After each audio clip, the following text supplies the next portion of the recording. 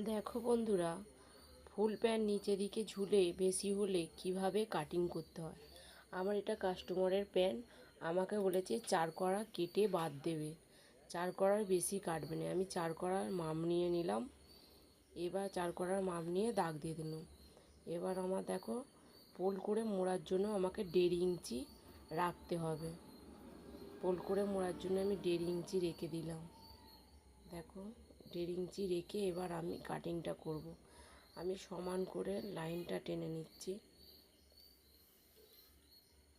কাঁচি দিয়ে। এবার আমি কেটে নিচ্ছি।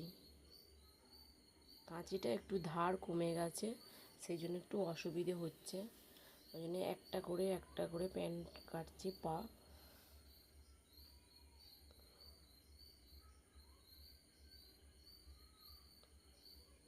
দেখো, আমি কেটে নিয়েছি। এবার নিচের দাগটা ভালোভাবে দিয়ে দিলাম। এবার 1.5 ইঞ্চি, যেহেতু ওপরের প্যান্টটা আছে, নিচের পাটাও 1.5 ইঞ্চি রাখতে হবে, তবে সমান হবে। লাইনগুলো আমি সমান করে নিলাম। এবার আমি সেলাই করে দেখাবো। দেখো, দাগটা টানা আছে, এবার আমি সেলাই করে দেখাবো। সেলাই করার জন্য দেখো, আমি প্যান্টটা উল্টে নিচ্ছি। প্যান্টটা উল্টে নিতে হবে, উল্টো দিক দিয়ে সেলাই করতে হবে। প্যান্টটা আমি উল্টে নিচ্ছি। এবার 1.5 ইঞ্চি দাগ দিয়েছি, যে এক ভাঁজ করলাম আর এক ভাঁজ দিয়ে দিলাম।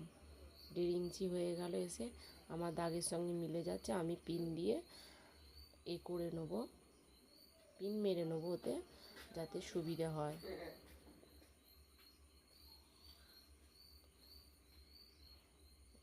দেখো, পিনটা এবার খুলে নিলাম। এবার ওই দাগ বরাবর আমি সেলাইটা করব। এবার সেলাইটা দেখো আমি করছি। পিনগুলো খুলে নিতে হবে, নিয়ে ওই দাগ বরাবর সমান করে 2 ভাঁজ দিয়ে দিতে হবে।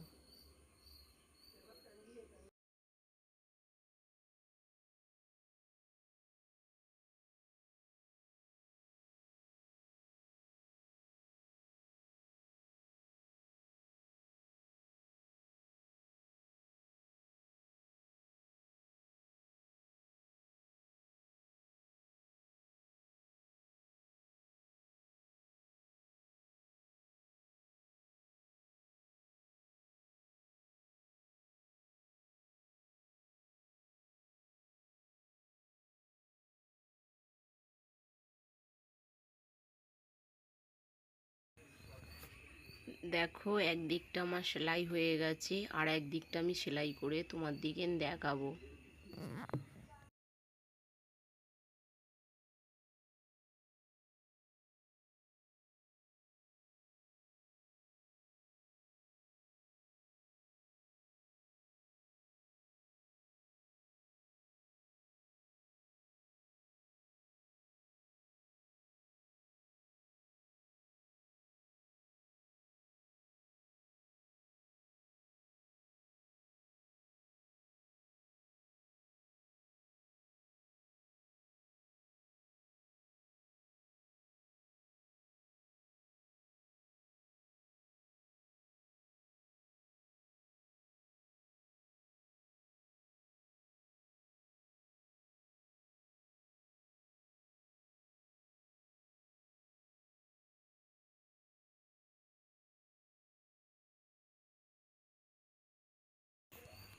দেখো, দুদিকে আমি সেলাই করে নিয়েছি।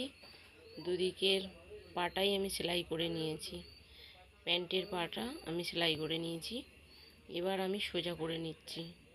এই সোজা করে নিয়েছি। দেখো, কত সুন্দরভাবে সেলাইটা হয়েছে, কত সুন্দরভাবে হয়েছে।